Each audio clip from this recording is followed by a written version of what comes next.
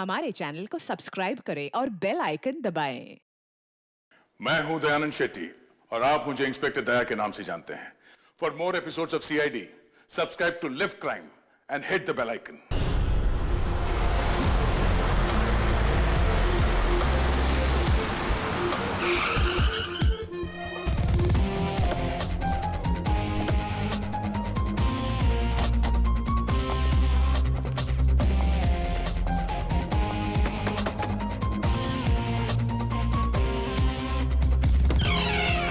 जी कहिए, किससे मिलना है? रॉनी साहब को बोलो सीआईडी वाले आए। ठीक है। सोमवार की रात को विवेक का खून हो गया और हमें तुम पे शक है। क्या बकवास कर रहे हैं आप? भला मैं विवेक का खून क्यों करने लगा? अब इस क्यों का जवाब तो तुम्हें ही देना पड़ेगा। मैं विवेक के खून के बारे में कुछ नहीं जानता। ये तो अभी अभी आप लोगों ने बताया, वो मैं जानता हूँ। देखो, ज्यादा भोलेपन का नाटक मत करो।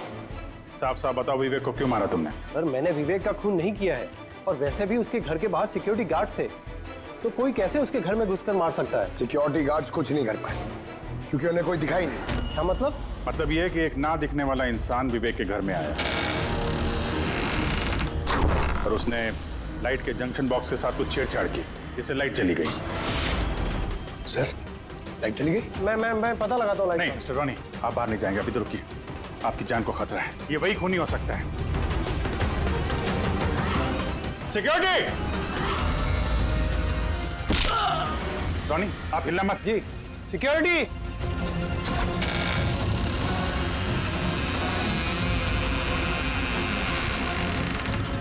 कौन है उधर? सर, सर, हैं? यहाँ पे? कौन है? कोई था यहाँ पे? कौन है? हैं? कोई दिखा? नहीं। रॉनी, हिलना मत। सिक्योरिटी, लाइट ऑन करो। सर, मैं भाग जाता हूँ। देखो। Oh no. पंकज!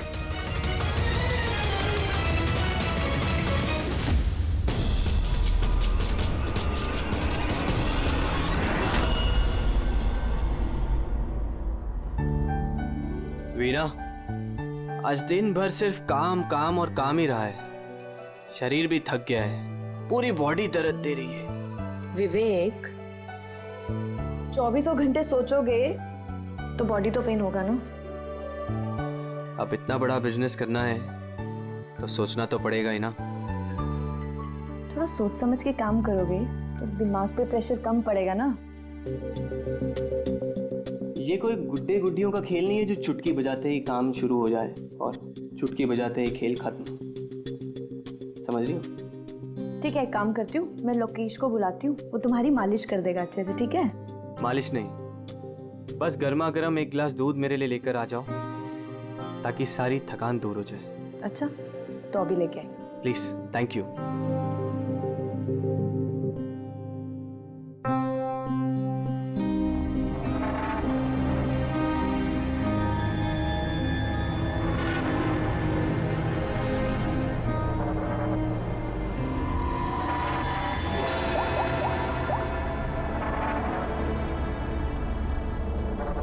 बोलिए विवेक साहब।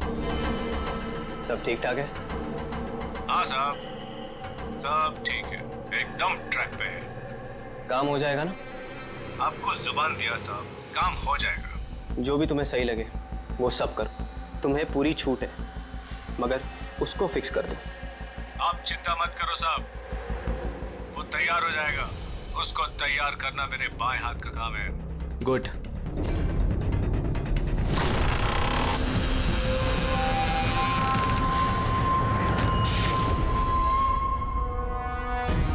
ये लाइट्स को क्या हो गया? वीना, वीना तुम हो? वीना, तुम बोलती क्यों नहीं? ये लाइट्स कैसे चली गई? लोकेश, वीना, कौन है? कौन है यहाँ पे? वीना, मजाक मत करो। देखो, देखो, मैं अंधेरे से नहीं डरता। विवेक साहब! विवेक साहब! विवेक साहब! लोकेश, वीना, लोकेश जल्दी आओ, कोई है कमरे में। विवेक साहब! विवेक साहब, दरवाजा खोलिए! विवेक साहब! क्या हुआ साहब?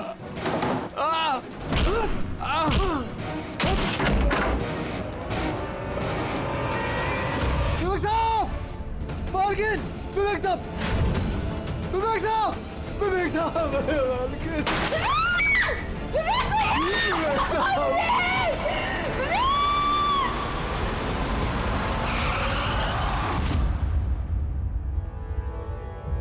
सर लगता है कई बार चाकू से वार किया है।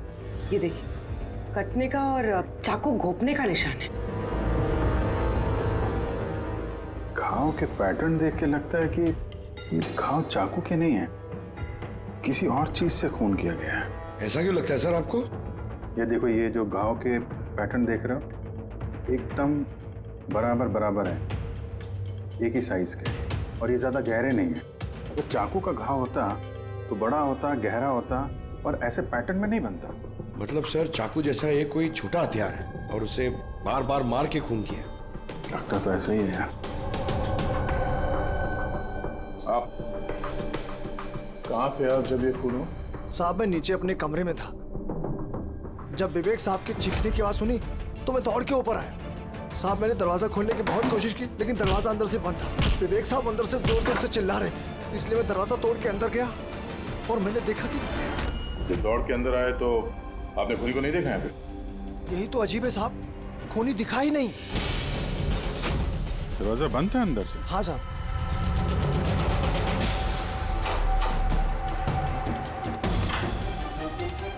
तुम अंदर आए तो यहाँ पे लाइट थी? साहब उस वक्त लाइट नहीं थी। जब मैं दरवाजा खोल के अंदर आया तो लाइट आ गई।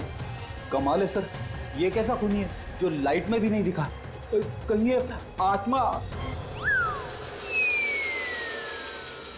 ये भी तो हो सकता है कि जब कमरे में अंधेरा था उसी वक्त खूनी दरवाजे से बाहर गया।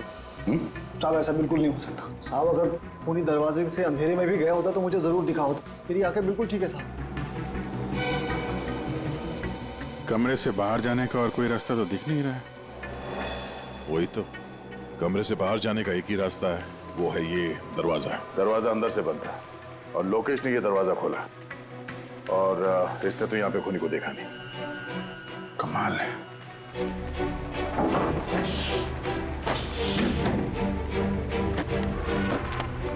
कि भी अंदर से बंद है, यहाँ से तो खूनी आ नहीं सकता। तो खूनी अंदर कैसे आया? और फिर बाहर जाते हुए किसी को दिखा नहीं। सर मेरी दादी एक भूतिया कहानी सुनाती थी। पंकज, एक तो ये कहानी नहीं है, हकीकत है, और ये भूतिया नहीं है। सर ये हकीकत है लेकिन भूतिया ही लगता है ना। कोई यहाँ पर आता है, बिना हथियार के खून करता है और चले जाता है। कहाँ से?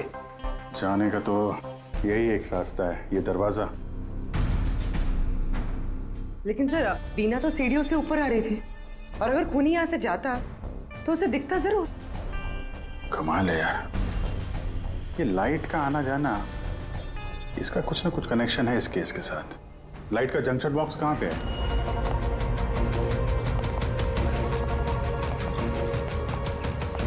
सर यही जंक्शन बॉक्स है।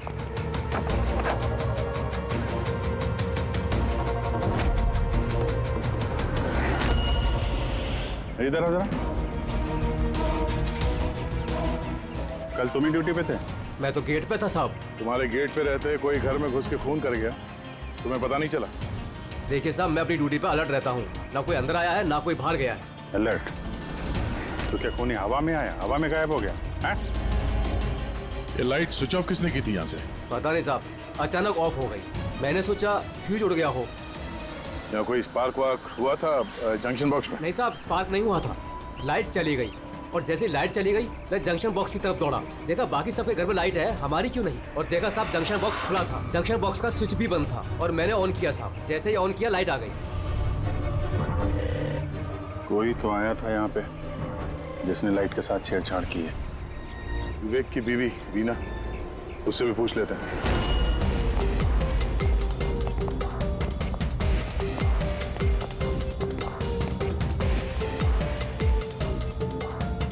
वीना जी, हमें मालूम है ये थोड़ा मुश्किल समय है आपके लिए, पर हम लोग भी थोड़े हैरान हैं कि यहाँ पे सबके रहते हुए विवेक का खून हो जाता है और किसी ने भी खूनी को देखा नहीं।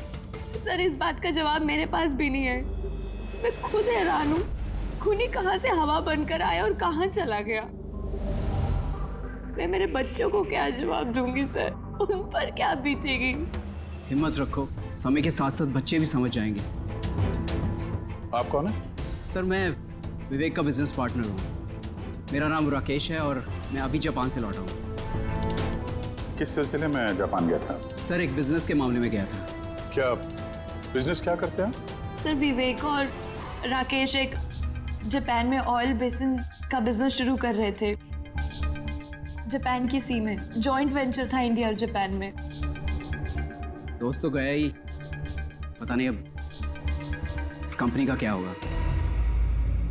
विवेक की किसी से कोई दुश्मनी थी क्या, या आजकल कुछ स्ट्रेस में हो, कोई धमकी भरे फोन, ऐसा कुछ? नहीं सर, कभी किसी की धमकी या फिर कुछ ऐसा उन्होंने नहीं बताया, लेकिन वो जापान की डील को लेकर काफी टेंशन में रहते थे। किस तरह की टेंशन? डील होगी भी या नहीं। लेकिन सर एक बात और थी।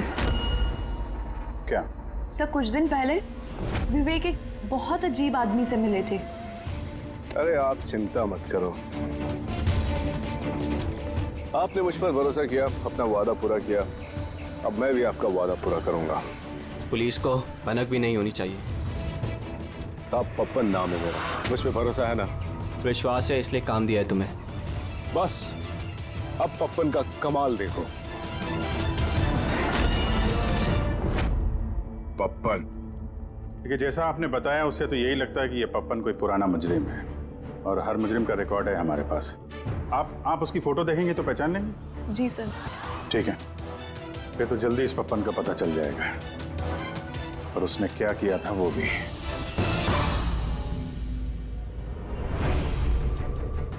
आप लोगों का शक एकदम सही बॉस, ये खून चाकू से नहीं हुआ।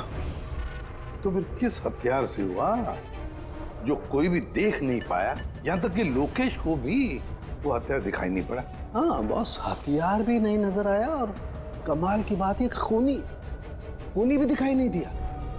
ये तो पहली हो गई, खून हुआ, खून ही नजर नहीं आया। घाव चाकू जैसे हैं लेकिन खून चाकू से नहीं हुआ। पहेली तो है अभिजीत, और इस पहेली को सॉल्व करने के लिए आप लोगों को कड़ी मशक्कत करनी पड़ेगी। देखो बॉस, हम लोग आत्मा में तो विश्वास नहीं करते, लेकिन साइंस से कुछ भी किया जा सकता है, और मुझे लगता है किसी मॉडर्न साइंस की टेक्निक का इस्तेमाल किया गया है इस खून में। हाईटेक खूनी? हाईटेक ही हो सकता है, वरना ना दिखने वाले खूनी को लाइट्स ऑफ करने की क्या जरूरत है? माना कि ये खूनी हाईटेक है, मगर कहीं ना कहीं उंगलियों के निशान तो छोड़े होंगे ना उसने। बिल्कुल आए। तो फिर सर जो क्राइम सीन से हमने उंगलियों के निशान लाए थे, उनमें से एक निशान खूनी के भी होंगे। होने चाहिए थे दया, लेकिन अफसोस की बात यह है कि है नहीं। आप लोग जो भी फिंगरप्रिंट्स लेके आए उसमें सिर्फ विवेक और उसकी पत्नी के फिंगरप्रिंट्स हैं, जो एकदम क्लियर है। बाकी के फिंगरप्रिंट्स एकदम स्मस्ट हैं, सब मिल गए हैं। ऐसा लगता है जैसे किसी ने ग्लव्स पहन करके दरवाजा खोला और बंद किया। कोई प्लानिंग के साथ खून किया गया है ताकि सबूत ही ना मिले। काम करते हैं, इस विवेक के घर में जितने भी लोग हैं उन सब से अलग अलग स्टेटमेंट लेते हैं, सबसे पूछताछ करते हैं कि उस रात हुआ क्या था। खूनी ने अंधेरे का फायदा उठाया है, अब हम भी अंधेरे में निशाना लगाएंगे। सर, जब ये खून हो रहा होगा तो वो खूनी अंदर ही होगा सर। जैसे ही बीना बाहर गई उसने खून कर दिया। ये थ्योरी हो सकती है पंकज, अगर लाइट नहीं गई होती तो फिर सब दो खूनी होंगे, एक लाइट ऑपरेट कर रहा होगा और अंदर खून कर रहा होगा। मगर जिसने लाइट ऑफ करी वो कहाँ था? वहां पे तो गार्ड खड़ा था, उसने बोला ना उसने किसी को अंदर आते देखा ना कोई बाहर गया। सर लेकिन जब वीना बाहर गई थी तो उसने दरवाजा खुला हुआ देखा था सर, तो हो सकता है कि दरवाजे के ऊपर उसकी उंगली के निशान हो। खूनी यहाँ भी चालाक निकला। चाणक्य साहब ने बताया ना, यहाँ कमरे के अंदर हमें एक भी फिंगरप्रिंट्स नहीं मिले, एक भी। उसने हैंड ग्लव्स पहने होंगे सर, इसलिए शायद नहीं मिले। हैंड ग्लव्स तो पहने ही होंगे। विवेक की बॉडी यहाँ पड़ी थी, मतलब यहाँ कहीं खड़ा होगा। 1 मिनट यहाँ खड़े होना जरा पंकज। खूनी खूनी जब अंदर आया तो दरवाजा खुला हुआ था। जैसे ही लाइट गई, खूनी अंदर आया, उसने दरवाजा बंद किया। अंधेरे में उसने विवेक का खून कर दिया, क्योंकि जब लोकेश आया था तो ये दरवाजा अंदर से बंद था। हाँ सर, खूनी अंदर ही होगा सर। करेक्ट। और जैसे ही लोकेश दरवाजा खोल के आया, खूनी चुपके से यहाँ से निकल गया। लेकिन अगर खूनी यहाँ से गया है तो लोकेश तो यहीं कहीं खड़ा था, उसे तो दिखना चाहिए था ना खूनी। लोकेश का कहना है उसने सिर्फ यहाँ पे विवेक की बॉडी देखी थी, खूनी उसे नजर नहीं आया। सर ये लोकेशन है, ये झूठ बोल रहा है सर। लगता तो नहीं है। इंटरोगेशन में अच्छे अच्छे झूठ बोलने वाले ना लड़खड़ाने लगते हैं, उनकी जबान कांपने लगती है। ऐसा लगता नहीं है वो झूठ बोल रहा है। तो फिर कौन है ये आदमी? वीना ने उसे महसूस किया, लोकेश ने उसे महसूस किया, लेकिन देखा नहीं।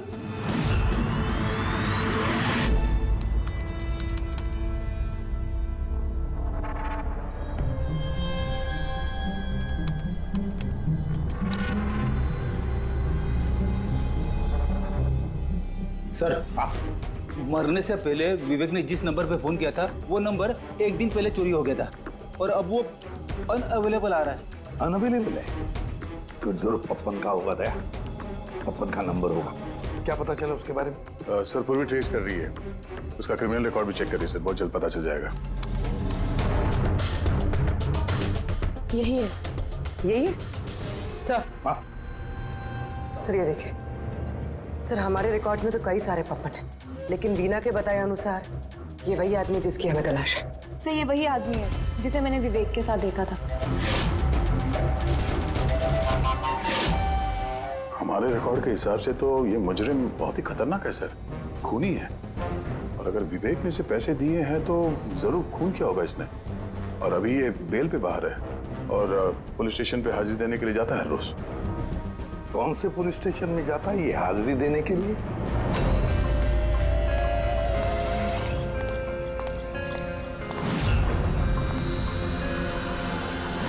सर यहाँ से पास हो गया।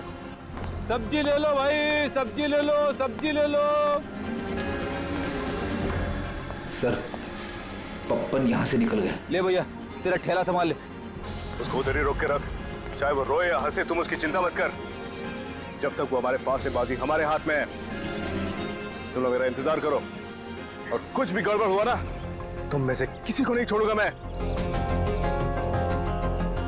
ये चिड़ी का गुलाम तुम्हारी तरफ गया था, देखना जरा।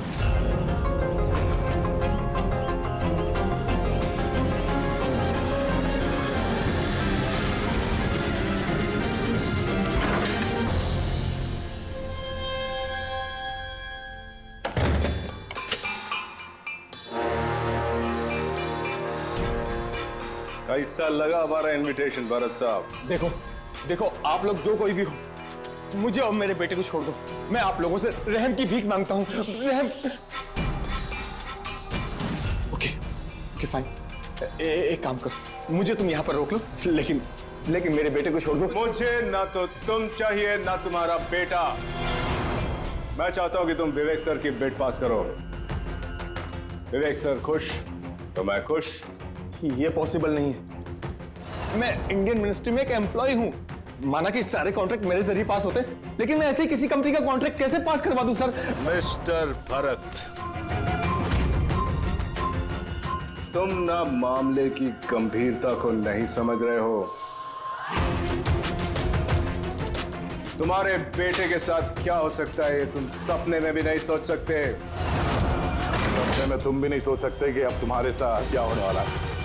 सर मैं मिनिस्ट्री की तरफ से काम कर रहा था। जितनी भी सील बिड इंडियन फर्म्स की तरफ से होती हैं उसका इंचार्ज था मैं। चीनी या जापानी कंपनियों के पास अपने देश में नीलामी का कार्यालय था, लेकिन सभी भारतीय बोलियां उनके पास आई। किसी विदेशी कंपनी को भी कॉन्ट्रैक्ट मिला था क्या? नहीं सर, इसके बारे में सभी की कॉमन राय थी, क्योंकि भारतीयों के पास चीप लेबर और रॉ मटेरियल इजीली अवेलेबल था, इसलिए दूसरी विदेशी कंपनियों को कॉन्ट्रैक्ट मिलना मुश्किल था सर। सर इस नीलामी का चक्कर तो समझ में आ गया। इस विवेक ने नीलामी को अपने फेवर में करने के लिए इनके बेटे को किडनैप किया, मगर विवेक को किसने मारा होगा और क्यों? ये काम तो जरूर किसी इंडियन कंपनी का ही है। जो विवेक का कॉम्पिटिटर था, इसी चक्कर में हुआ ये सब। वो लिस्ट लाए ना आप, जो विवेक के अलावा इंडियन बिडर्स थे? ये सर, जैसा आपने कहा था आपके अकॉर्डिंग ये मैंने लिस्ट तैयार की है। Thank you. कार्तिक, विवेक, इन दोनों के अलावा राकेश, प्रमेश, शिवानी, रोनी और नवीन। अच्छा भरत जी, इनमें से आपको कौन लगता है जो विवेक के खिलाफ बोली लगाने वाला सबसे ज्यादा? सर, यानी ऐसा कोई आदमी जो विवेक के ये बिड जीतने से दुखी हो या फिर उसे कोई नुकसान हो? सर ऐसे तो दो लोग हो सकते हैं, रोनी और नवीन। रोनी और नवीन, तो फिर मिल लो, इस रोनी और नवीन से पूछताछ करो उनसे, पता तो चले है कौन ऐसा जो बिना दिखे भी खून कर सकता है।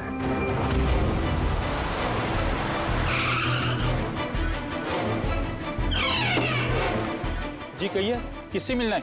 रोनी साहब को बोलो सीआईडी वाले आए।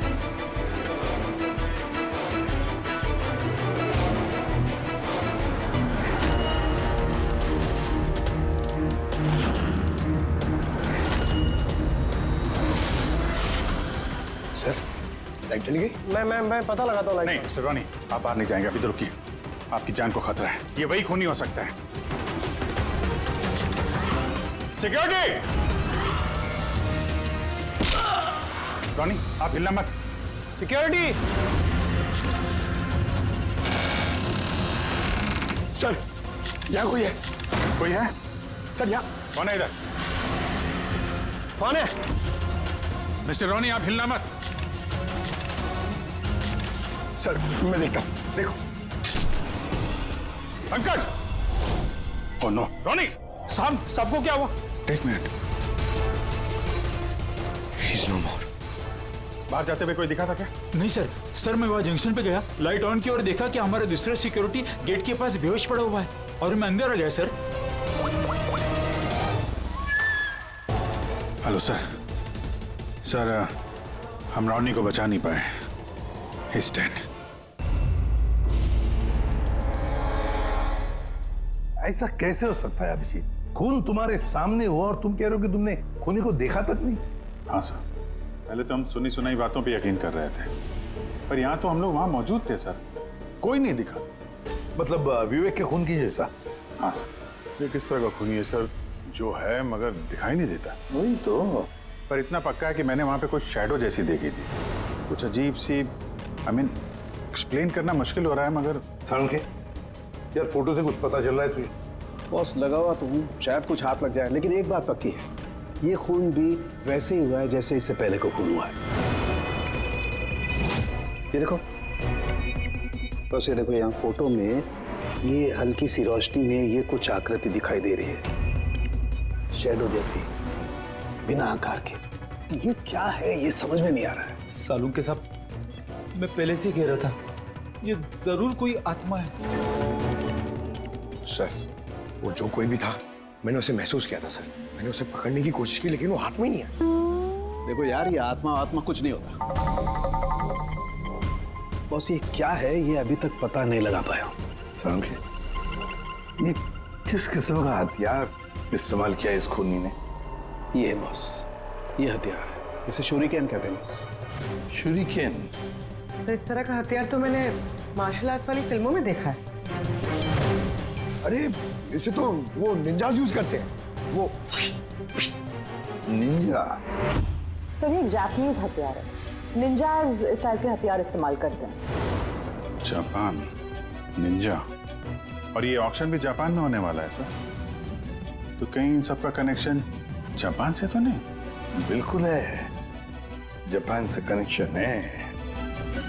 इस राकेश से मिलना पड़ेगा, वही गया था ना जापान किसी डील के बारे में बात करने। राकेश, तुम विवेक के पार्टनर हो, है ना? तो तुम तो जरूर जानते होंगे कि विवेक ने बिड हासिल करने के लिए पप्पन नाम के किसी गुंडे को हायर किया था, भरत के बेटे को किडनैप करने के लिए, है ना? नहीं सर, इसके बारे में मुझे कुछ भी मालूम नहीं। अरे ऐसा कैसे हो सकता है? इतनी बड़ी बात और पार्टनर को पता नहीं? सर वो मुझसे काफ़ी बातें छुपाता था, इसलिए बिजनेस में भी लॉस हो रहा था। वो इतना बेताब रहता था कि लॉस कवर करने के लिए वो क्या क्या करता था और कहाँ कहाँ जाता था मुझे बिल्कुल मालूम नहीं है। अच्छा, वैसे आप जापान गए थे ना विवेक के खून से पहले? हाँ गया था। क्या करने गए थे आप? ऑलरेडी प्रोजेक्ट का मामला था, इसके लिए मैं जापान गया था, मगर विवेक यहीं से सारे ऑपरेशन हैंडल कर रहा था। ऑयल का प्रोजेक्ट? तो क्या क्या प्रोजेक्ट था, जरा डिटेल में बताओ तो सही। जापान में एक द्वीप है जिसे ऐतिहासिक और पवित्र माना जाता है। वहाँ के लोग ऑलरेडी प्रोजेक्ट को लगाने के लिए मना कर रहे थे। पवित्र समंती द्वीप? क्या पवित्र है उस आइलैंड में? कुछ पुराने योद्धाओं को वहाँ पे दफनाया गया था, जैसे समुराइज, रॉनिन्स और निंजास। सामुराई, रॉनिन, निंजास, पुराने योद्धाओं को दफना दिया था वहां पर। सर ये कोई इत्तेफाक है या कुछ और? ये जो निंजास है ये पुराने दौर के हथियारे थे सर जापान में, पर आज भी काफी लोग इन लोगों को मानते हैं। तो वो लोग नहीं चाहते होंगे कि उस जगह पे ये ऑयल ड्रिलिंग हो और उन लोगों ने इन्हें। हाँ हो सकता है दया, हो सकता है, पर ये भी तो हो सकता है कि इन लोगों की आपसी दुश्मनी, कोई बिजनेस राइवल। सर ये नवीन तो नहीं हो सकता क्योंकि जब दूसरा खून हुआ तब मैं और पूर्वी उसी के साथ थे। तो फिर ये बचे 3 बिडर्स, शिवानी, प्रमेश और कार्तिक, तीनों को बुला लेते हैं यहाँ पर। कार्तिक, प्रमेश, शिवानी, तो तुम 3 भारतीय थे विवेक के साथ बिड करने में जापान में, मगर डील हमारे हाथ में आई नहीं, और इसी वजह से विवेक और रोनी का खून हुआ है। कार्तिक आप कहाँ थे जब ये दोनों खून हुए?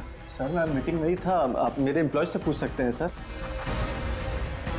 और प्रमेश?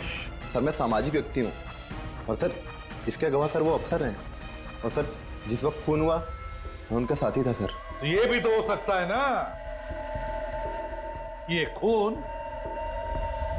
तुम लोगों ने करवाया? सर हम क्यों खून करवाने लगे? सब अपने अपने नसीब का खाते हैं सर, और डील नहीं हुई तो क्या हुआ सर, कभी ना कभी कोई ना कोई डील तो हो ही जाएगी। वैसे आप कहाँ थे शिवानी जब ये खून हुआ? सर मैं जापान गई थी। और क्या करने गई थी आप जापान में? सर एक मजबूरी आ गई थी। मजबूरी? कैसी मजबूरी? सर कुछ विदेशी कंपनियां हमारी भारतीय कंपनियों के बारे में गलत अफवाहें उड़ा रही थी, उसी वजह से भारतीय कंपनियों को बहुत ही चिंता हो रही थी। तो हम वहां उनकी चिंता दूर करने गए थे और ये बताने गए थे कि भारतीय कंपनियां सबसे बेहतर होती हैं। और वैसे भी सर हमने अपनी बिड्स विड्रॉ कर ली थी, तो फिर हम क्यों मारेंगे उन्हें? और बिड्स विड्रॉ करने की कोई खास वजह? सर वजह सर ये थी कि हम लोग अपनी ज़िंदगी में सर टेंशन नहीं चाहते हैं, और सर हम लोग किसी भी तरह का कोई रिस्क नहीं चाहते हैं। सर हम लोग को सर जो भी मिल रहा है सर हम उतने में खुश हैं।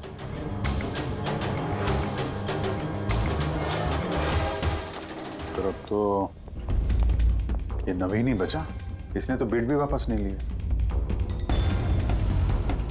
तो कहीं नवीन ने तो नहीं ये सब किया? या फिर ये भी तो हो सकता है कि अगला शिकार नवीन ही हो? नवीन, तुमने बिड क्यों नहीं कैंसिल की जब सारे लोग पीछे हट गए थे? ऐसे कैसे मैं पीछे हट जाता? इस कॉन्ट्रैक्ट को पाने के लिए मैंने कितने महीनों मेहनत की है पता है तुम्हें? मुझे लगा कि अगर ये कॉन्ट्रैक्ट मेरे हाथ में आ गया तो मेरी सारी दुनिया बदल जाएगी। अब तो दुनिया से जाने की ही नौबत आ गई है। तुम समझते क्यों नहीं हो? अगर तुम चले गए तो मेरा क्या होगा? डरने की कोई बात नहीं है, हमें कुछ नहीं होगा। सीआईडी की पूरी टीम हमारे साथ है।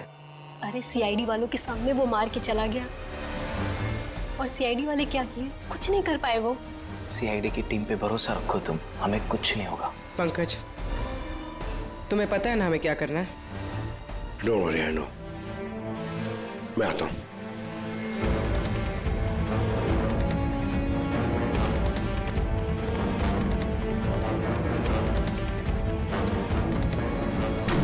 ये है वो जंक्शन बॉक्स जिसकी वजह से सारा पंगा हो रहा है। मैं देखता हूं ये कौन है। ये जगह सही है।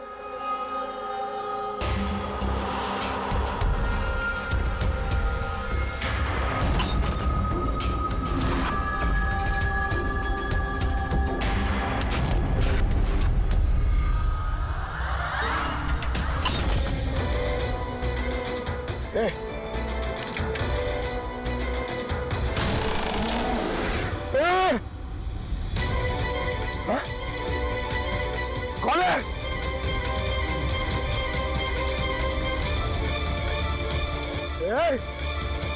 मारा।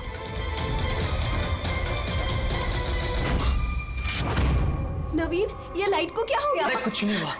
नहीं नहीं, वो आ गया है। कुछ नहीं होगा, कुछ नहीं होगा आपको, प्लीज रिलैक्स हो जाइए।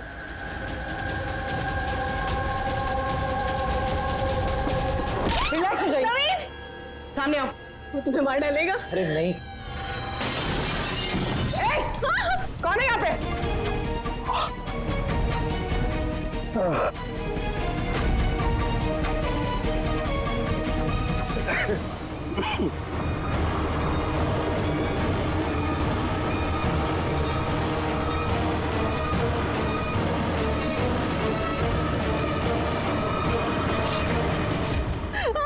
आप लोग ठीक है?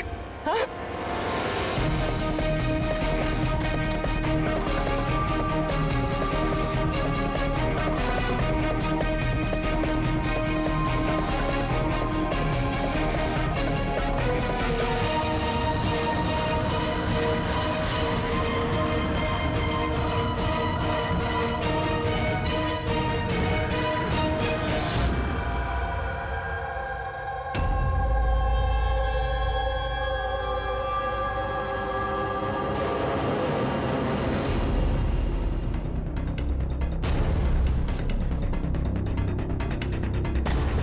सर मैंने वहां पर 6 गोलियां चलाई थी।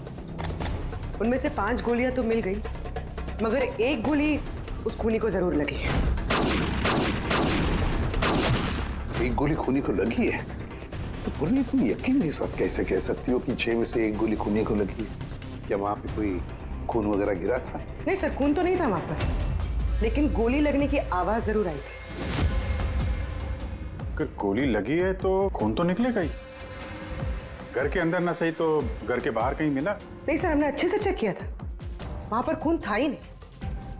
हो सकता है सर खूनी ने बुलेट प्रूफ वेस्ट पहन रखी हो। और सर ये भी तो हो सकता है कि ये काला कपड़ा उस बुलेट प्रूफ वेस्ट का टुकड़ा हो। सर इस काले कपड़े के टुकड़े से कुछ पता चल रहा है तुझे? नहीं बॉस, इस कपड़े पर से भी खून के ट्रेसेस तो नहीं मिले। खून के अलावा कुछ मिला तुझे? हाँ, ये कपड़ा इतना काला है कि विश्वास नहीं होता है। इस पर से कोई भी रिफ्लेक्शन हो ही नहीं सकता है। रिफ्लेक्शन नहीं हो सकता? मतलब ये फ्रेडी कि जब आप किसी भी चीज पर लाइट डालते हैं तो वो लाइट थोड़ी सी रिफ्लेक्ट होके आपकी आंखों में आती है। इसी से पता चलता है कि वो क्या चीज है, उसका कलर क्या है, ये सब कुछ। लेकिन इस कपड़े पर अगर आप लाइट डालेंगे तो रिफ्लेक्ट होगी ही नहीं। इस कपड़े पे लाइट मारेंगे तो ये कपड़ा दिखेगा नहीं ना। मैं दिखाता हूं, ये देखो, ये यहां पर ये लाइट है। अब हम इसे ट्रैवल करते हैं इस कपड़े पर, और ये देखो लाइट गायब। माय गॉड, मतलब इस कपड़े ने सारी की सारी लाइट एब्जॉर्ब कर ली। और ये देखो, कपड़े से बाहर आए तो फिर से लाइट दिखाई देना शुरू हो गई। अजीब कपड़ा है, पूरी लाइट एब्जॉर्ब कर लेता है। पता ही नहीं चल रहा था कपड़ा है कि नहीं। नवीन की जान को खतरा है, जो भी है जल्दी बता दे। बॉस, मैं जानता हूं कि ये क्या है और खून कैसे हुआ है।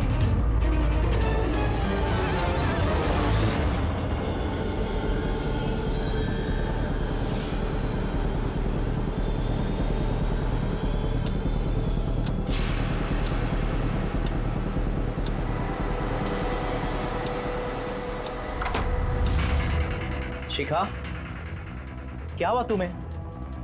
क्यों इतनी परेशान लग रही हो? हमें कुछ नहीं होगा, रिलैक्स हो जाओ। कैसे रिलैक्स हो जाओ? तुम्हें कुछ हो गया तो? अरे शिखा, मैंने बोला हमें कुछ नहीं होगा। नवीन, ये लाइट कैसे चली गई? अरे अरे नवीन, वो आ गया है। कोई नहीं आ वो रहा है। तुम्हें मार डालेगा।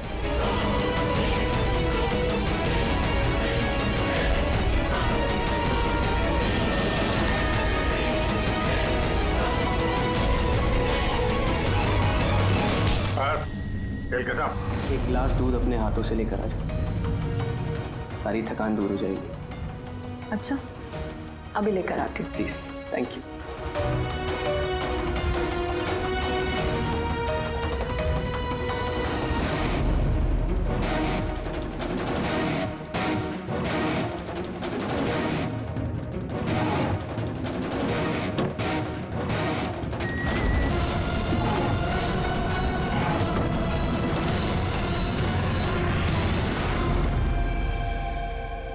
मैंने सोचा नहीं था कि कोई मुझे भी पकड़ सकेगा। हमने भी नहीं सोचा था कि एक पत्नी अपने पति का खून कर देगी।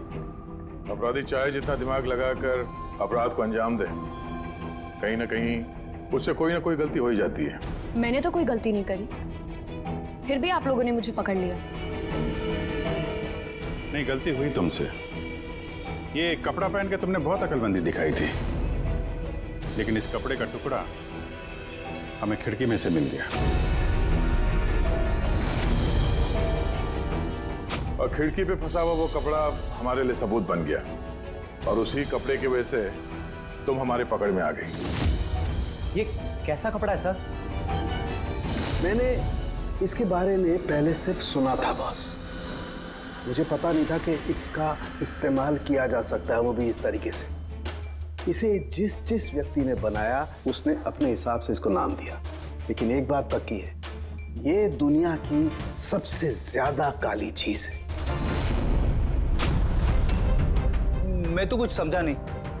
सीधे तरीके से ये बात है फ्रेडी कि अगर इस कपड़े का कोई सूट बना करके पहन लेगा, वो व्यक्ति आपको दिखाई नहीं देगा तब तक जब तक कि उसके आसपास की सारी लाइट्स एलिमिनेट ना हो जाए। वो दिखाई नहीं देगा। अगर दिखाई देगा तो सिर्फ एक आकृति दिखाई देगी, एक छाया, वो भी बिना किसी रूप के। ये एक 3D से 2D में बदल जाने की प्रक्रिया है। अरे सर, कोई तो लाइट होगी जिससे ये दिखे। ऐसी कोई लाइट नहीं है, ना इंफ्रारेड लाइट, ना यूवी लाइट, ना ही लाइट स्पेक्ट्रम। अभिजीत, नवीन से कहो कि वो बिड विड्रॉ ना करे और ये इंफॉर्मेशन सब में फैला दो। सर, इस बात के फैलते ही उस पर फिर से हमला हो सकता है। यही तो हम चाहते हैं पूर्वी, यही तो हम चाहते हैं। ये ब्लैक फैब्रिक लाइट को एब्जॉर्ब कर लेता है, लेकिन हीट को एब्जॉर्ब नहीं करता। हीट को तो रिफ्लेक्ट करेगा ही। हम खूनी को पकड़ेंगे थर्मल विजन से।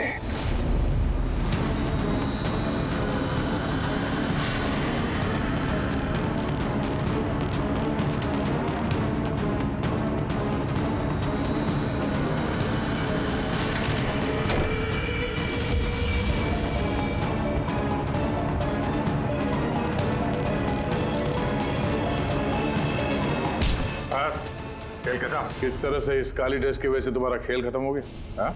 अब जल्दी से बताओ, अपने पति का खून क्यों किया तुमने? नफरत थी मुझे उससे। उसकी बीवी कहलाते हुए भी मुझे शर्म आती थी। क्यों? ऐसा क्या करता था वो कि तुम्हें इतनी नफरत थी? ये जो बिजनेस था, मेरे पापा ने उसे दिया था। इतना बड़ा एम्पायर खड़ा करके दिया उसे, और वो उसे मिट्टी में मिलाने की कोशिश कर रहा था। गुंडों के बदौलत कॉन्ट्रैक्ट लेता था। तुम्हारा मतलब है कि वो खुद अपना बिजनेस खराब कर रहा था? कर नहीं रहा था, कर दिया था। मेरी फैमिली बैंकरप्सी की गिनती में थी। बिजनेस खराब चल रहा था तो उससे बातचीत करती, उसे समझाती, उसे जान से मार दिया। मैंने उसे बहुत समझाने की कोशिश की थी, पर वो नहीं समझा, और मजबूरन मुझे ये कदम उठाना पड़ा। मुझे मेरे बच्चों के बारे में सोचना था, उन्हें तो मैं भूखा नहीं मार सकती। तो इसलिए सारा बिजनेस तुमने अपने हाथ में ले लिया? हाँ, मैंने जापान की कंपनी को अप्रोच किया था छिपकर। छोटे छोटे कॉन्ट्रैक्ट और पैसों के बदले मैंने तय किया कि भारतीय कंपनी कॉन्ट्रैक्ट पर कोई बोली ना लगा सके, और इसीलिए मैंने सभी बोली लगाने वालों को मारने का प्लान किया। और उन्हें मारने के लिए ऐसे हथियार का इस्तेमाल किया जो निंजास इस्तेमाल करते हैं। हाँ? हाँ। क्या मिला ये सब करके? जेल। जिन बच्चों के लिए तुमने गुनाह का रास्ता अपनाया, अब वो बेचारे अनाथ हो जाएंगे।